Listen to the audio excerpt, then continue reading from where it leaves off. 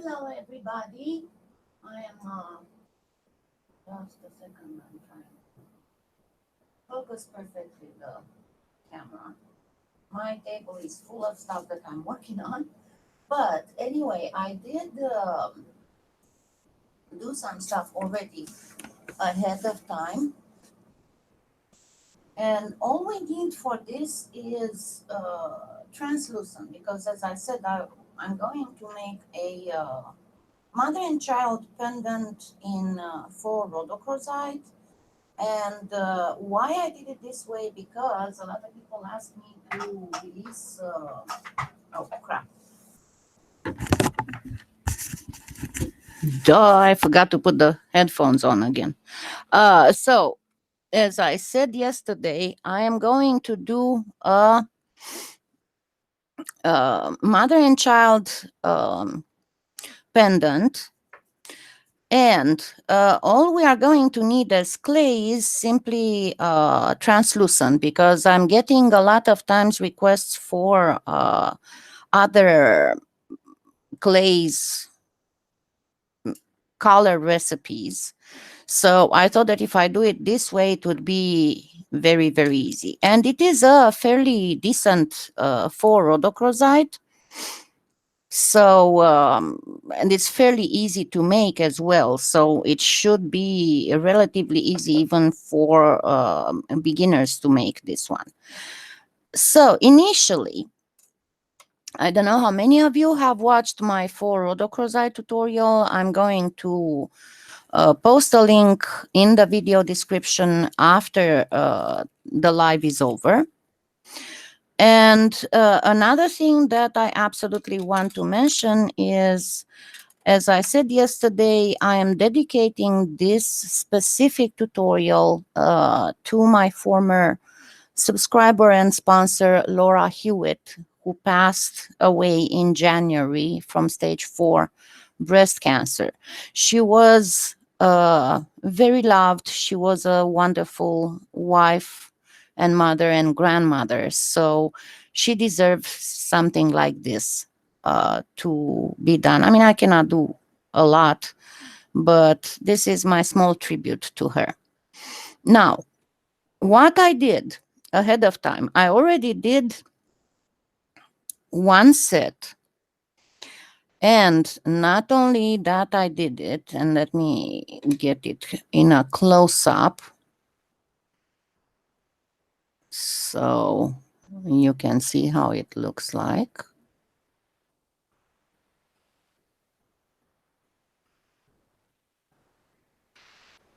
And the child. But the other thing that I did, because I want to show you how to fix it.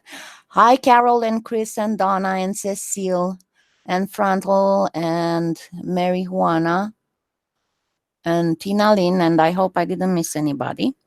But the other thing that I did on purpose, because I wanted to show you, I got a lot of messages from people telling me that whenever they try to buff with the small wheels, buffing wheels for the flex shaft for the Dremel, sometimes they get gouges. So I did on purpose a gouge here to show you how to fix it. And then I have another one that's already, so this way we won't have to wait for it to be, hi Ellen, for it to be baked before I can show you.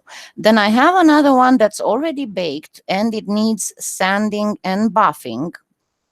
So once I'm finishing the one that will go in the oven, we'll straightly move to this one and sand and buff it, and then I will show you how to easily fix the gouge on the one that's been already buffed. Hi, Odette, and I will give you a few tips when it comes to sanding and when it comes to buffing. That is how to hold the pieces. Hi, Marlene. How to hold your pieces, how to hold your hands, how to avoid gouging and all kinds of other stuff, how to do nice edges, because I keep telling you not to worry too much about doing beautiful edges when you create a piece from raw clay, because it can be fixed whenever you excuse me, whenever you do the sanding part. Let me check if my microphone is at the maximum level, because sometimes it goes. Yeah, it is good. And I hope you can hear me. Okay. So, hi, Christy. What I did here, let me put this to the side for the moment. What I did here, so we don't have to wait, is I took a piece of translucent and I didn't actually place any ink on it. I just wiped the end of the... Yay, hi. I wiped the tip of the alcohol ink bottle, and this is the Senorita Magenta. And here again, I wiped the tip of the alcohol bottle, but I also placed a few droplets of white alcohol ink. So these can be, and I did this kind of like half an hour ago, so it would be finally dry, so it wouldn't present any kind of problem when mixed. So generally speaking, you would need for this size, if you're using the Makins has 3 sizes. You would need a piece that would be, so it's the thickest setting. Let me find my ruler. So it was approximately 4 inches by a little bit more than 2.5 inches of translucent on the thickest setting. Hi, Christy. Hi, Judy. Hi, Adette. I don't know how to call you, Laos Diandl. So, give me just a minute to grab my my chalk pastels. And this is valid for all other clays. I got quite a bit of questions on how to color Pardo. And remember, I said that after Valentine's, we'll do quite a bit of Pardo. So we'll deal with that when we get there. Now, as you can see, these ones, I made them all with hues of pinkish, with just a little one that's a little bit that's more orangish. The thing is that in rhodochrosite, you can find all kinds of hues. And I thought of making this one a little bit more changed from this one. And that is, we are going to make a few layers that look like inclusions of quartz and other things that you can find in the for rhodochrosite. So thank you. Okay, so let's divide this in 3. And let's do one of them with a little bit of white. You can see I need more white chalk pastel.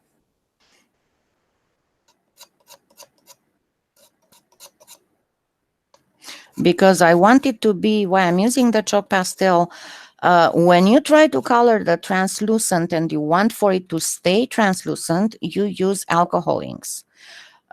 Pretty much anything else, any other kind of pigment will opacify it. So I want this one to be actually a little bit more opaque. It's Premo. It's just Premo. I said in the beginning that I'm using Premo, but I'm using only translucent, so this can be used with other translucent clays of other brands, not just with Premo for the people who use Cernit or Fimo or Pardo. So you saw I scraped some white chalk pastel. Now it's going to take a little bit because, you know, when you put powder between polymer clay, it's going to want to not stick. But we'll make it stick. And the other thing, you don't want to have your mixes perfect. Okay, you want for it to have a little bit of variation of color. It's kind of hard to see with the white, but I'll show you here with the other one in a second.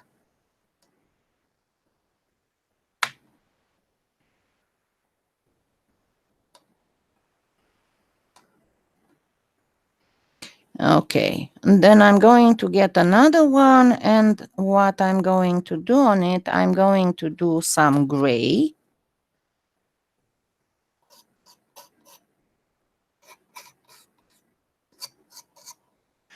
And I'm going to also put a touch of this, and it depends on what chalk pastels you have. You can find, I put in the Amazon influencer store, and you can find some on PolyClay Play as well. See, it's like a off grayish yellow.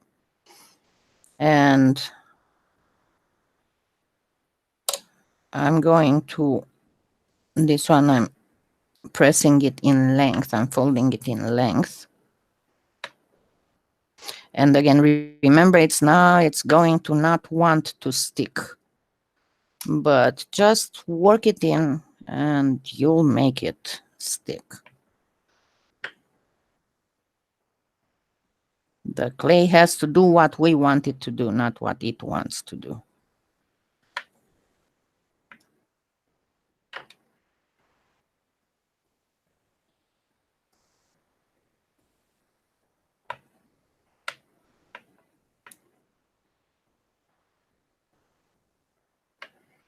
And I'm going to fold it so I can get a nice rectangular piece.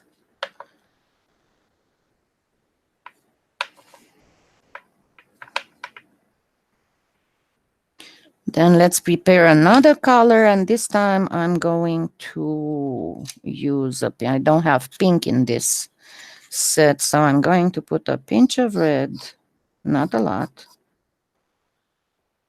and a pinch of fuchsia. And I'm pretty much done with my chalk pastels.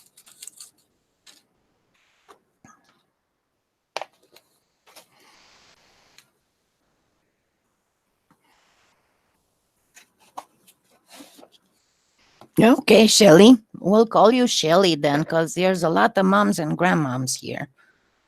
So it might cause confusions. Hi, Sonia. Hi, Holly. Hi, Marilyn. Okay, so you see that I folded it in length again. I'm going to fold it one more time in length and just grab a little piece of dust that came up here. And then I just keep folding it to make sure that that dust went in properly. But you see how I'm not going to fully integrate that scraped chalk pastel. Okay, now I'm going to prepare my pretty much rectangular-ish piece.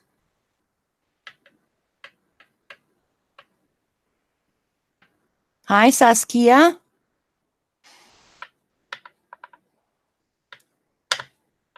And now it's time to, I didn't put this one. This one is the best blended. Let me get it into a rectangular-ish shape as well.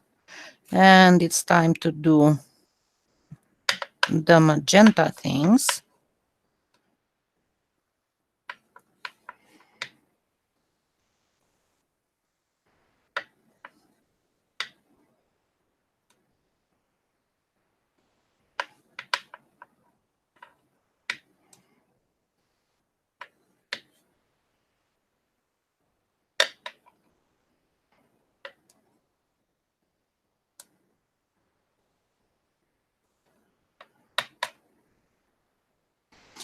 So I am pretty much happy with it. So I'm going to fold it to get my rectangular shape again.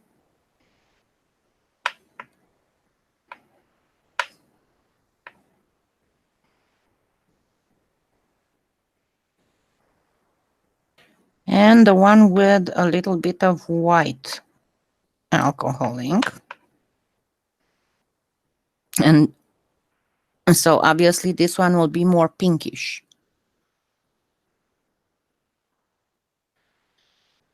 Thank you. Did you guys see Cecile's pieces? She did such wonderful job.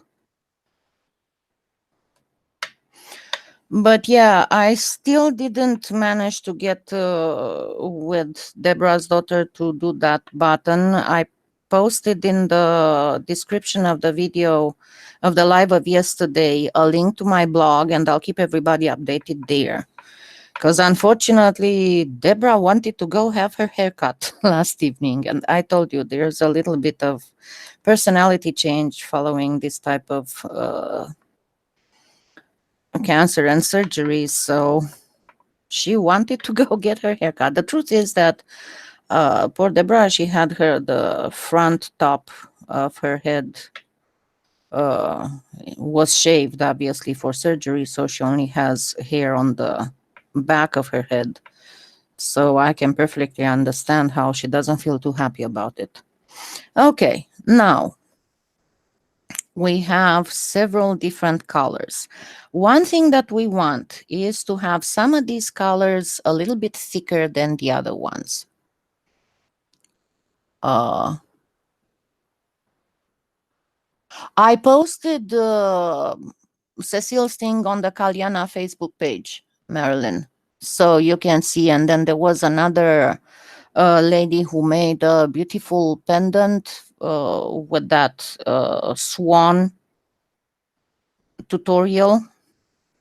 So see, I doubled one.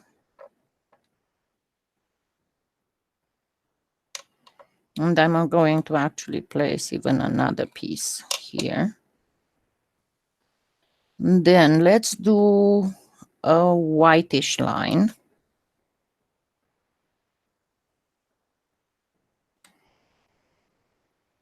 They don't have to be perfect, all these layers. Okay. Then let's do one that's pinkish white. Then do another one that's pinkish white. Then the one that's got the gray.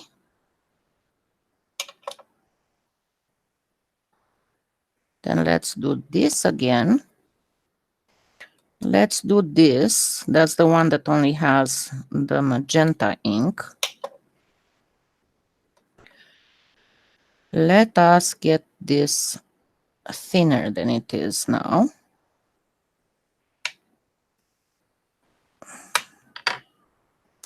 And place it here.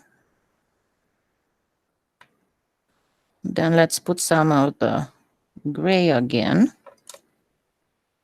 You just practically layer them to create all kinds of patterns here. And I can put this here. Then some more white. And some pink. And now I have a nice stack of all kinds of different colors. Hi, Cherry. I'm okay. I probably will take the day off after the live because I've been very, very tired, and then work a lot tomorrow. My house needs cleaning, but yesterday I fell asleep after the live. I had so much stuff to do, and I fell asleep after I finished the live, so it was like maybe 10:30, and I didn't wake up until 3:30. And of course, I had went over my pill time, so I woke up all in pain and stiff. And but you saw, I managed to finish that rose hearts tutorial and post it. So at this point, I'm going to first do some cuts. because we want to do some crystal-like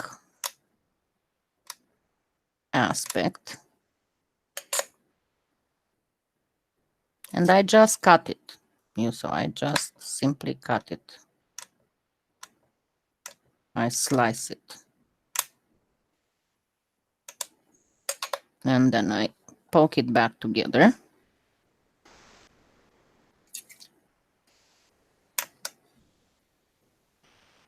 I know this is a little bit different from the rhodochrosite that I posted, but it's easier to make.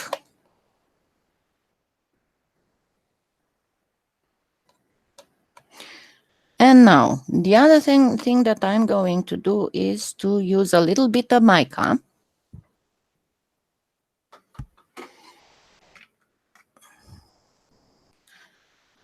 And I'm going to get not the rose, I need the pink. The rose is too. Okay, this is the pink from the Decorum mica powders. You see, it's very, very pale.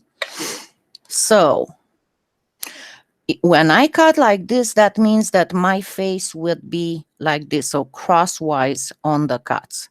So considering that I'm gonna be crosswise on the cuts, another thing that I want to do is to give it a few crystal fractures.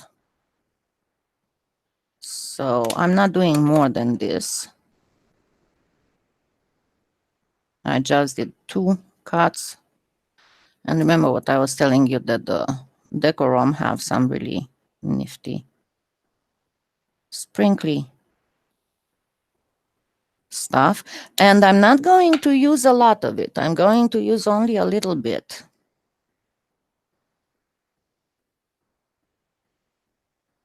Very, very, very delicate.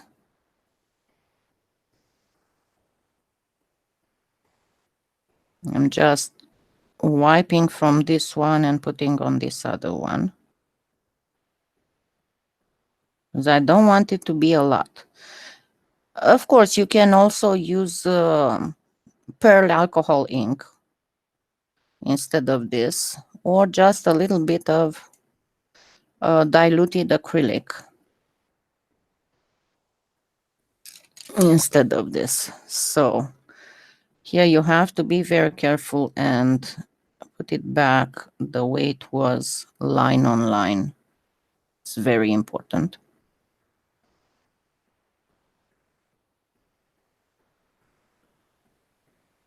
And now just get it back together. Hi, Soile. How's the weather there? I hope everybody is not in the big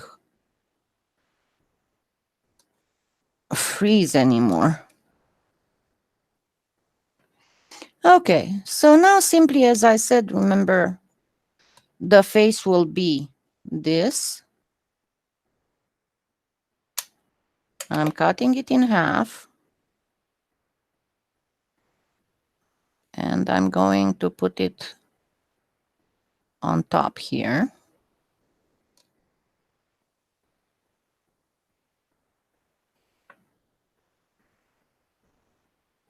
And the thing that I need now is a toothpick. And I'm going to get this much closer so you can see what I'm talking about.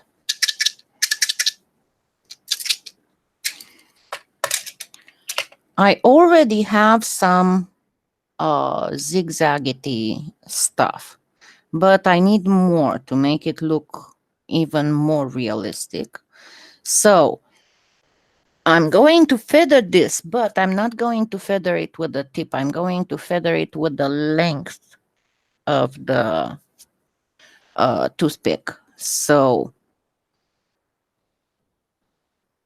I'm just pressing slightly and pulling the whole toothpick.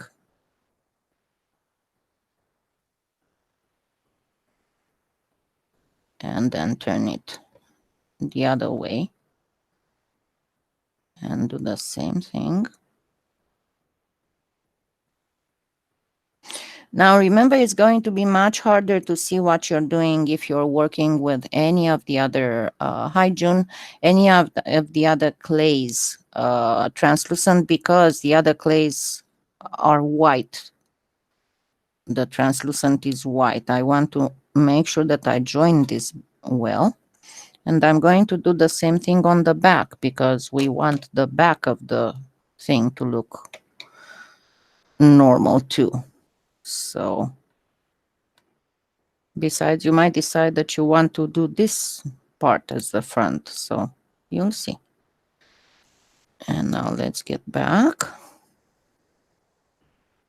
and do the same thing. So you see, I'm dragging the whole toothpick in length, not just the tip of the toothpick. Now what we need to do is to get rid of these marks, obviously, right? Oh yeah, I know, it's really bad where you are, Soile.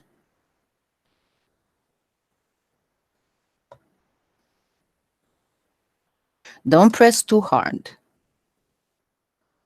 And I think we can do another round. So let's do another round.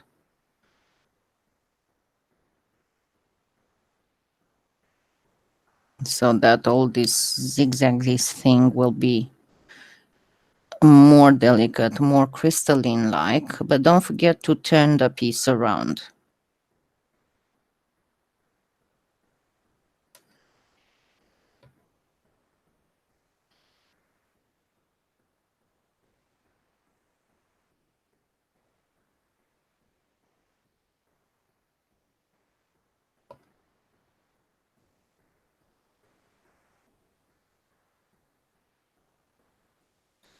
And now we are going to actually flatten and burnish it really good.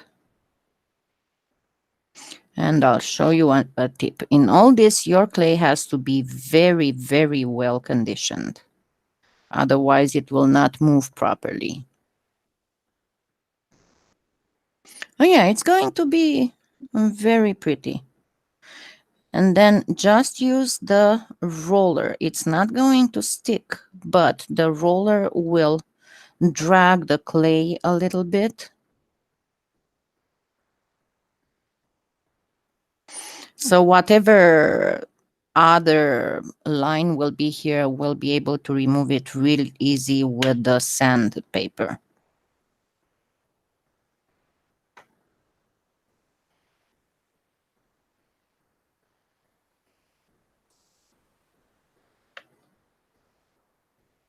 And now we can start thinning it out. So we can use the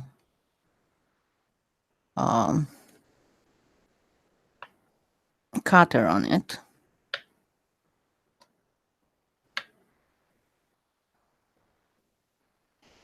And you can see if you think you need more of that line stuff or not. But I forgot to bring my other mirrors here, so let me just remove this one.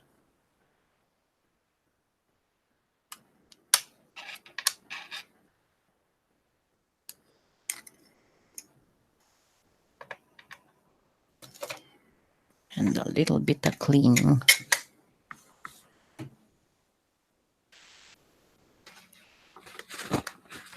Hello.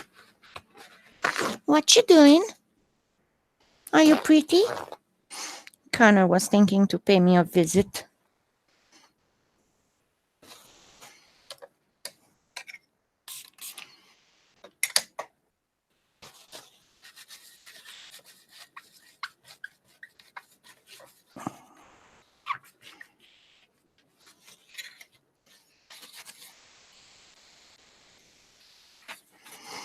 Okay, so let's place this on the... So which side do I want? I think I want this one. It looks more natural. Okay, then we place it on the mirror or tile if you're going to bake on a tile, and then we gently... Another thing that you can do is, but you'll have to use some wax paper, otherwise it will cling to your acrylic block. And just press it.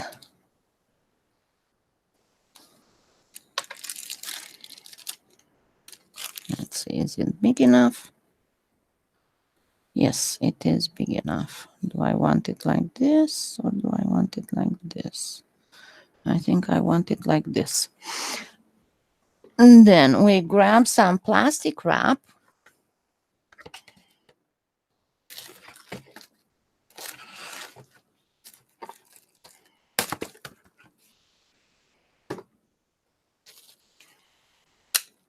And we place it on. Remember that it's very important not to wrinkle the wrap.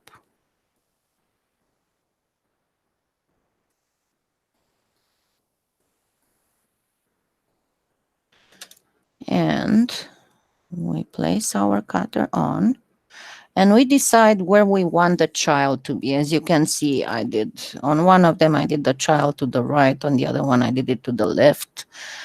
If you have smaller hard cutters like Kempers, but that would be really hard to make the child. But if you want to just make a mother with many children, you can use a Kemper cutter that's heart-shaped. So let's see, where do I want the baby to be? Let's get the baby right here. And then grab your acrylic block and press both of them at the same time.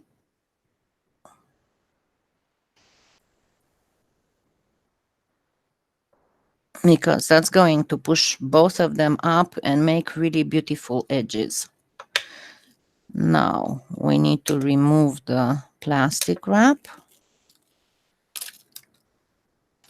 Be careful not to leave any plastic wrap behind because it might get, see, I have a little piece here.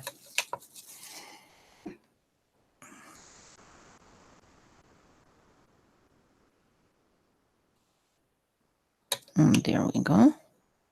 And now we place these back very carefully, exactly where they used to be.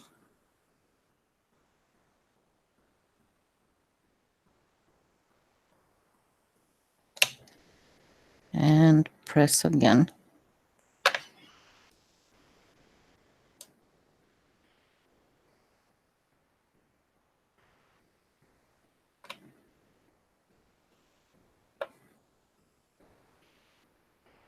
Don't throw these away. We're gonna make just a bead with it.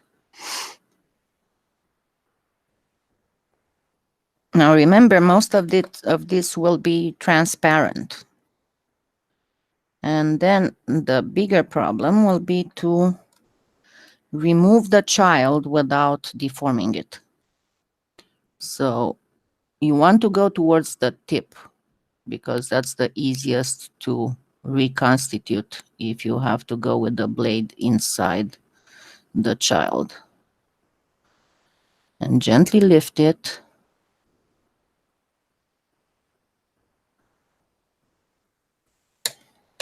And see how I have a little bit of a dip here, but I can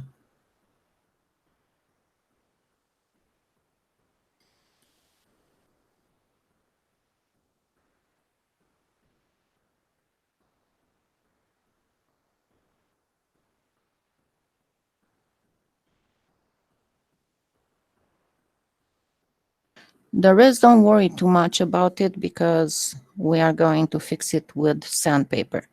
So this is good to bake right now. Place the child here too.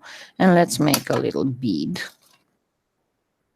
So I'm going to follow the lines that I had here. I think I might make 2 beads to make earrings. So this goes like this. This goes like this. And this goes like this.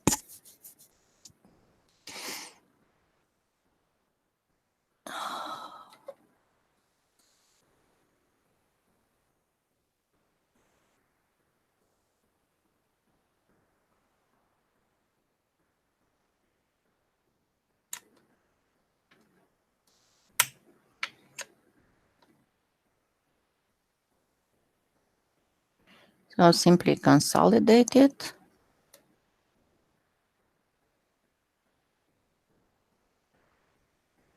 Cut it in half.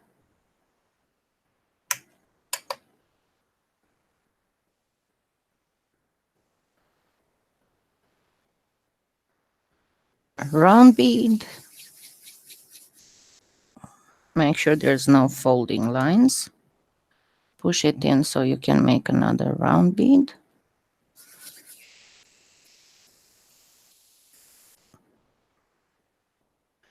Then grab your, oh, this one is a little bit bigger. Let's cut a little bit of it.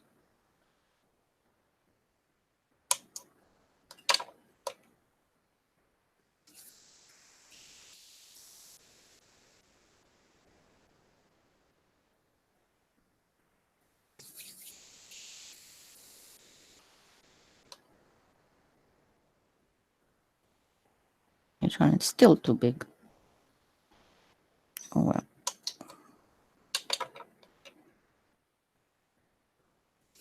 Just make sure you don't get any folding lines. That's all you need to be worried about. Okay, so after you did your round beads, grab your acrylic block, do a little bit like this cylindrical, then start tipping your acrylic block towards the front.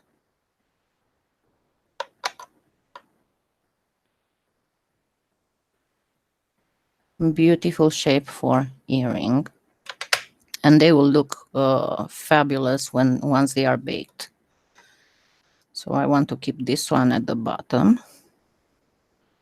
So cylindrical, tip, start tipping the acrylic block.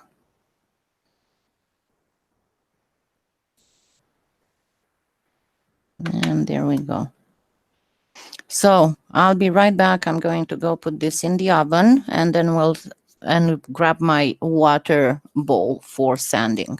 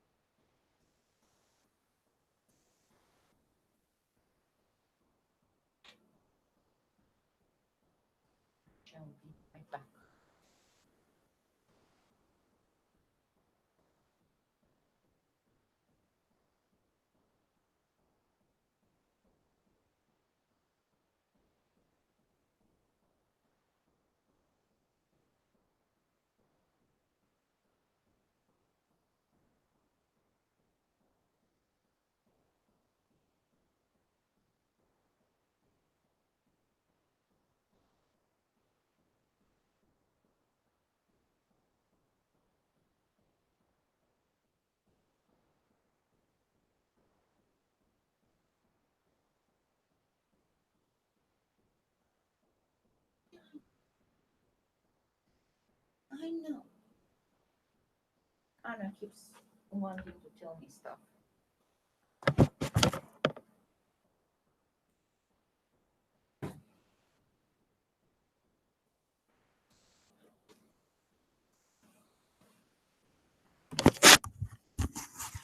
Okay, now remember when I said that you don't have to be worried about using low grit on clay. So I have here, the one in here is 400, but I have here, I'm going to start with the 320 actually. Trying to make some room. So I'm going to start with a 320 grit to get rid of all the lines on this, because you see how this one has all kinds of stuff here. Before I do that though, because this will be the hardest part to sand, see how I have a few little things here in the child area. All you need to do is to just simply get your X-Acto knife and gently, gently, gently scrape. You don't need to do more, because everything that's tiny, tiny from cutting it will come off right away. And there we go. Now, I'm going to take the 320. I'm going to wet it.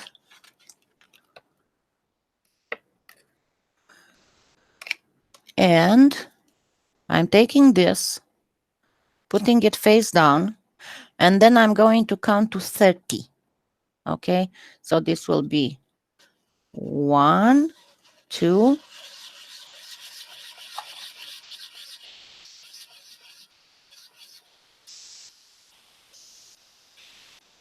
okay, I'm down to 30. Let's see if I have any lines left.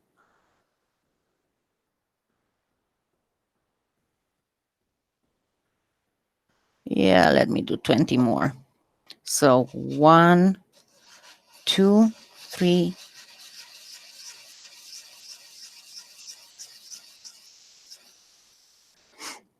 Good. Now I shouldn't have any more lines left. I'll do the same on the other side, but on the other side I don't have lines, so I'm just going to do 30.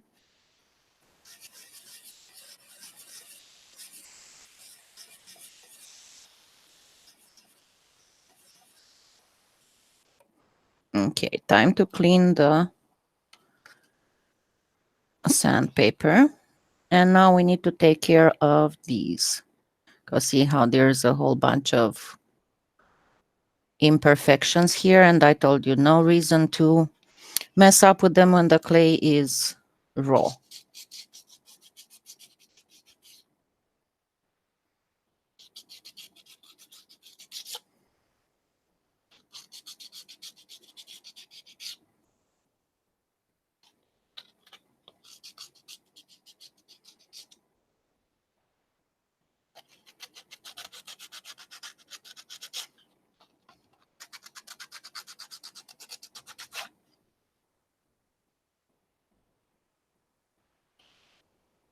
Okay, just a little bit here. And then if you want to make sure that the edge itself is perfect, simply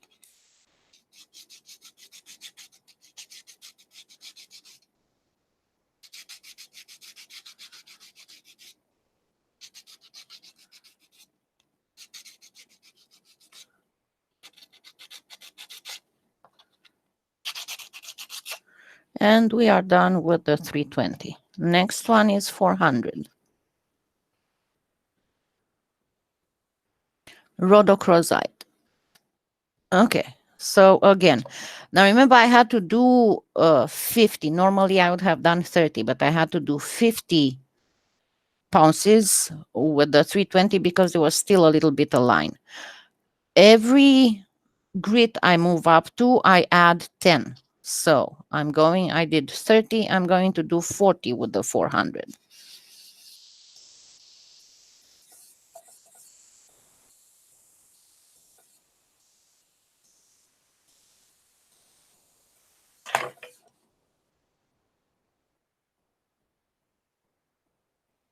Okay, I have a little area here that needs a little bit more attention.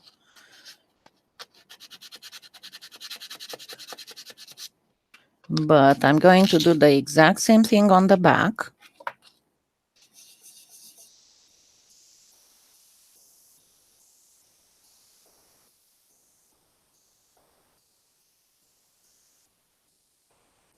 And now the sides, the edges.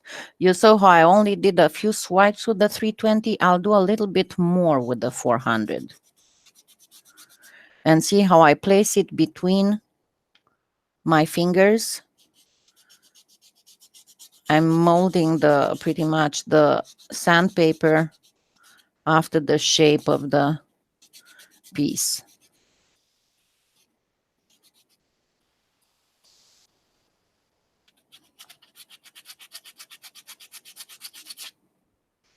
Okay, and I think we are, I have a small spot here that needs a little bit more attention. And you can feel pretty much if you need to insist anywhere. Because up to 400, it will be your shaping sandpaper. From there up, it will be just refining the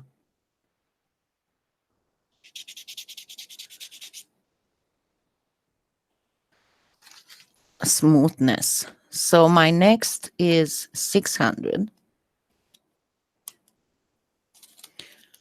And obviously I did 40 with the 400. I will do 50 with the 600. And the same way, I'm wetting it.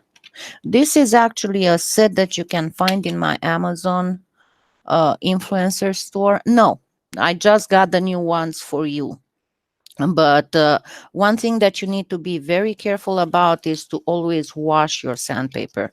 Don't let it get too loaded. I generally sand about, I don't know, up to 30 pieces with the same sandpaper, even more. So 50.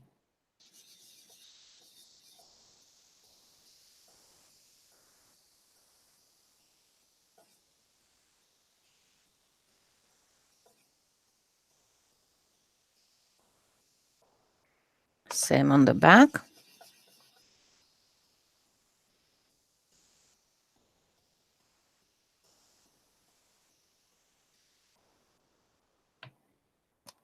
And clean the sandpaper. Actually, I'm going to get some of the water off of here.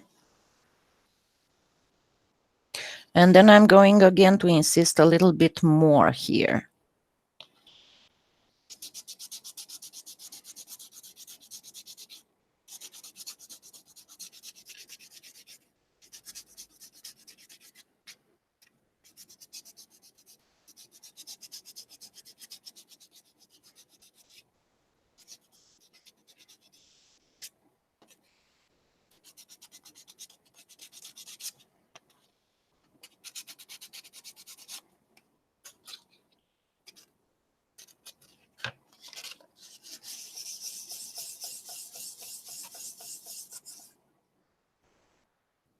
And again, feel it, because you'll be able to feel when you have any kind of problem that needs more attention. But to be very honest, my final check is when I buff it, and sometimes after I buff it, I see that I need to come back and sand a little bit more in certain areas.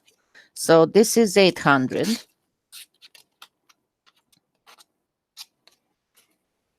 So 60 rounds.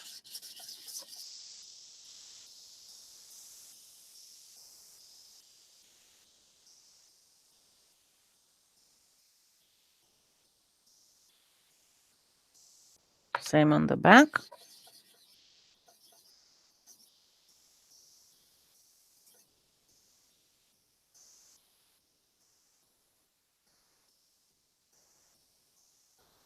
Now, at 800, from 800 up, I do not increase the number of passes that I do anymore because it's useless. But I will still do a little bit longer on the edges than with the 600. Everything that's higher than this, I just go normal. And generally speaking, most of the time I go up to 1500. Very rarely I would go to 2000. It depends on what piece exactly I'm doing. So the next one, obviously, is going to be 1000.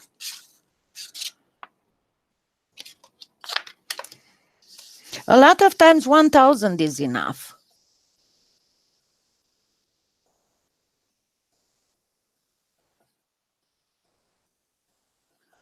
Thank you, Catherine. And remember, I already have 3 actual tutorials on for rhodochrosite. One of them is how to make it with cane scraps from another project, and the other 2 are one in Premo and one in Pardo.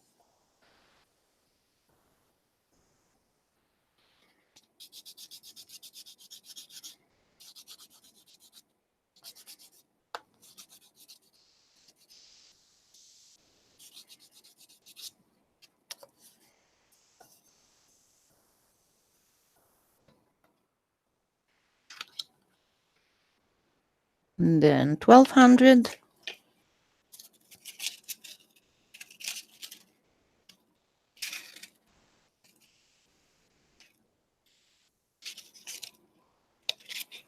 Oh, come on, get off.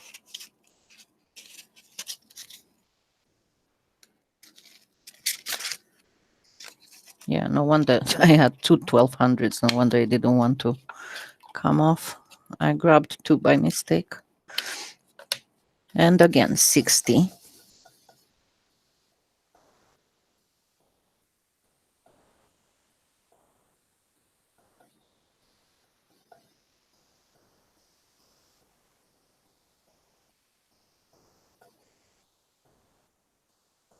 Okay, that bottle is killing. Pissing me off.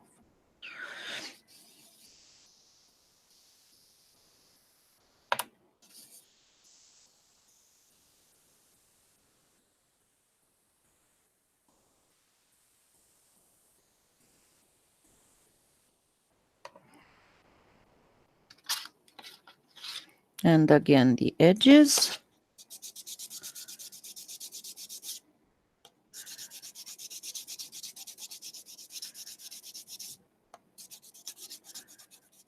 And at this point, you don't have to go much higher with the back. I mean, I generally stop at 800. That's pretty much enough.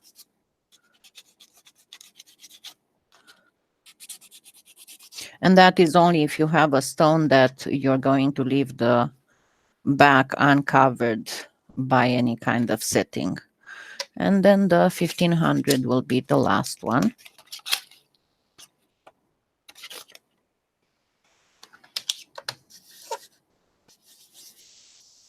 And this is why it's so easy whenever you have flat pieces, because you just put the sandpaper on the table or the working tile and you just go at it and you're fine.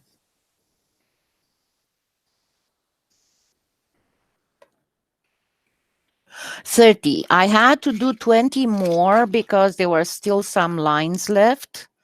But generally speaking, I do 30 with the 320 and then I add 10 more all the way until I reach 800. So I end with the 800, I end up with 70 passes. Now, you probably can figure out how the gouging can be fixed. So let me go backwards with these.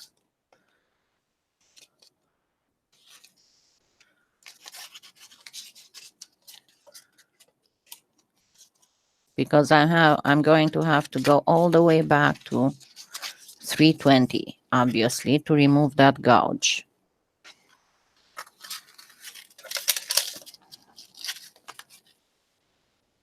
So this, again, this is a 320, and this is the gouge. As you can see, it's fairly noticeable. So again, press on with your thumb. You'll always have the tendency to press a little bit more. So position the piece with wherever the gouge is on your thumb. And just keep going at it with the 320. You can even go, if the gouge is too deep, you can go with the lower grit. As this set that I'm using goes as low as 120.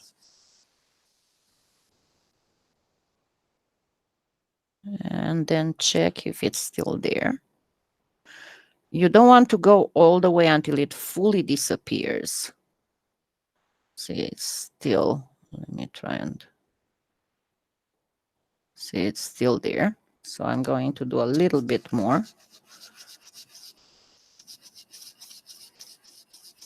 And then when it's just a trace left of it, that's when I switch to 400. Because the 400 will still eat some in the clay.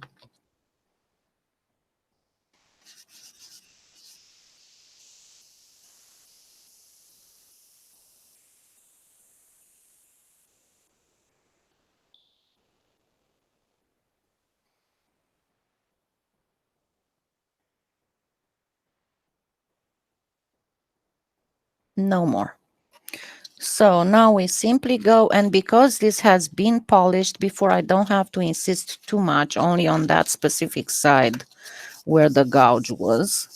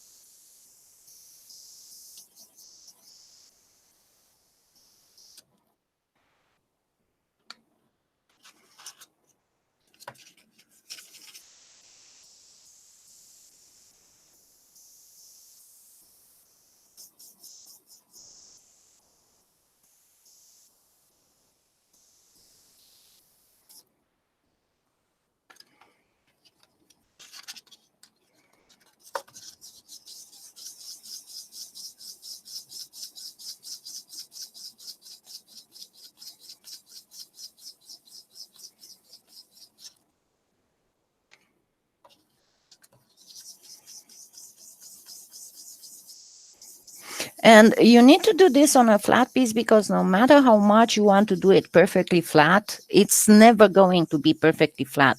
That's why you need a lower grit to bring everything completely flat. And sanding against the tile, against the table, will ensure that you're going flat, that nothing will be wrong. Now let me clean this area and take my water out of here because I don't want to be making a mess. I know myself and I know how bad I can be about toppling things with my hands not listening all the time. So give me just a minute, I'll be right back.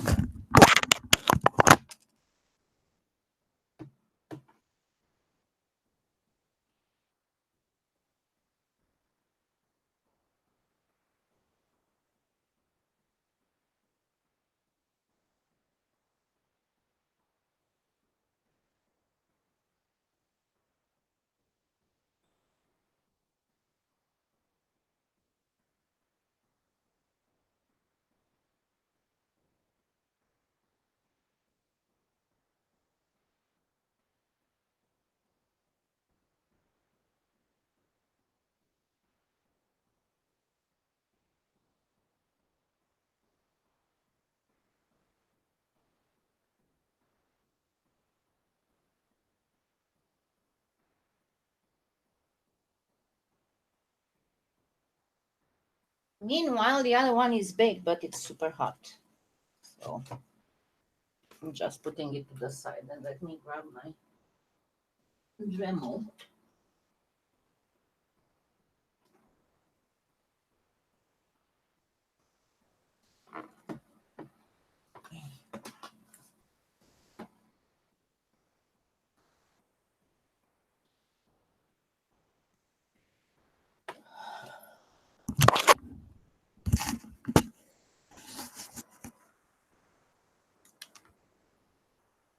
Okay, I said it before in other tutorials in which I was showing you how to buff.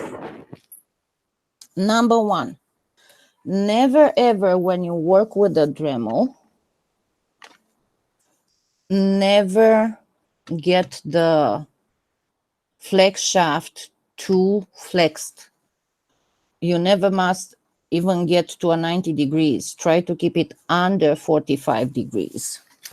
Because if you don't, it's going to warm up pretty bad and be prone to break on you real easy. Hold on, it's better to bring it the other way from the left to the right.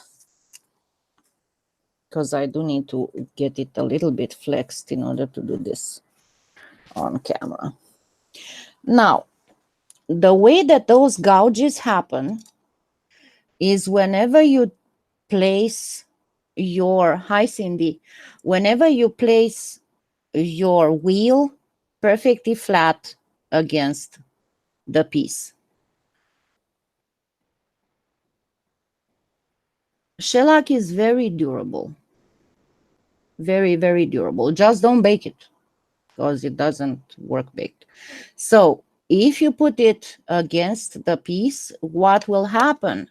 At one point, because of the centripetal force, the threads of the wheel will go all the way like this, and you're going to touch the piece with this little knob, and that's going to gouge it. Then, in order to avoid the piece jumping out of your hand, when you have edges like this, you have two variants. You go either like this or like this. That's going to make it not jump. When you have corners like this, if you try to go like this, it's going to make it jump out of your hand. When you have corners like this, you either go like this or you turn it around and go at an angle like this. Generally speaking, a wheel that has already been used for a few minutes will buff much better than a perfectly brand new wheel. If you try to do it at a little bit of an angle, instead of going like this, perfectly 90 degrees, if you're going to go either like this on a slight angle, just make sure that you don't go against it. Or if you're going a little bit like this as angle, you're going to get a much nicer shine. So I'm telling you all this because once I start it, it will be very hard to for you to hear what I'm saying because it's noisy. So remember exactly all that I have told you and watch how I'm going to do this. Actually, let me get the new one because with the new one, you can see much better how pretty it becomes.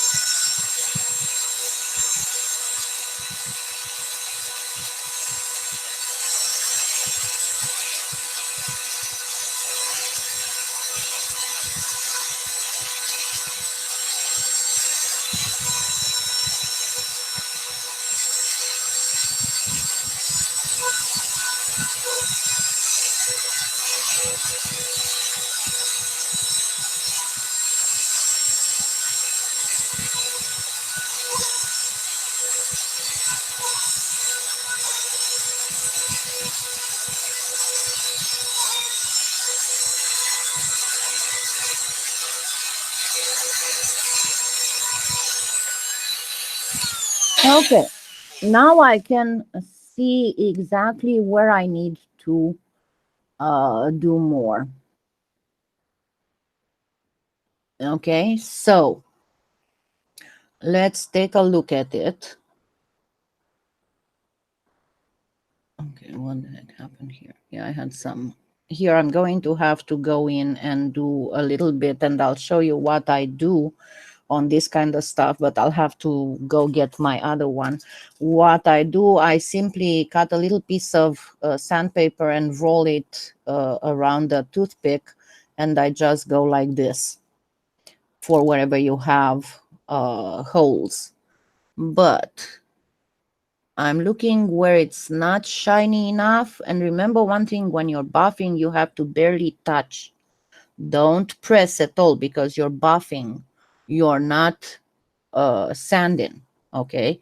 So I can see where I need a little bit more persistence, and I'll go back to 600 and do again the whole thing. But you can see that overall, and as I said, it's a little bit hard for me to do all these under the camera because of the position my hands are.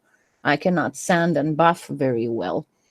But this is where I can see exactly where I have to insist with a little bit more sanding. As you can see, there is no gouging, but I do have some areas that are not, and that is especially on the edges where it's not all perfectly shiny. So I know where I have to go back. And the same goes for the back. Okay. So um, it would work good. I mean, I probably will bring it at one point, but I showed how to do with the bench grinder. If you look back, I have the tutorial that says sanding and buffing on a dime. And I'll bring it one time to show you how to do on the mini bench grinder. But let me show you, and I'll post all of these. What you can do in order to attach a bail is either poke a hole here, drill a hole here, and attach a nice screw pin, the same I did for the pendant with the zipper, or simply use a pinch bail. And let's look at it close up. Let me show you this one, which of course doesn't look that awesome because it's not sanded and buffed. But let me get this focused on close up so you can see how it looks up close and personal as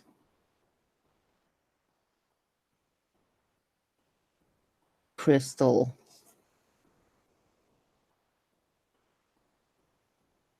imitation would go. And this one that is with other colors, you can see and it does have just a touch of chatoyancy, which can be found sometimes in rhodochrosite. But I will show all of these perfectly buffed on Facebook after this is over, and probably tomorrow or Tuesday, because I want to rest the rest of the day today, and then I'm gonna have to finish a few more tutorials Monday and Tuesday, and as soon as I get around to this, I will be finishing it and posting it on Facebook. So this is the idea of the mother and child, and obviously you do the child, you also place a bail in it, and both the mother and the child can wear the matching pendants. And next Sunday, we will do a lover's one that goes, like a jigsaw puzzle together. And you can do, for a couple. So they can wear matching. But we'll do that with a metal thing. So guys can wear it too. Okay. I am glad that you liked it, and thank you for being here with me Where's one child? I lost one child. Here's one child.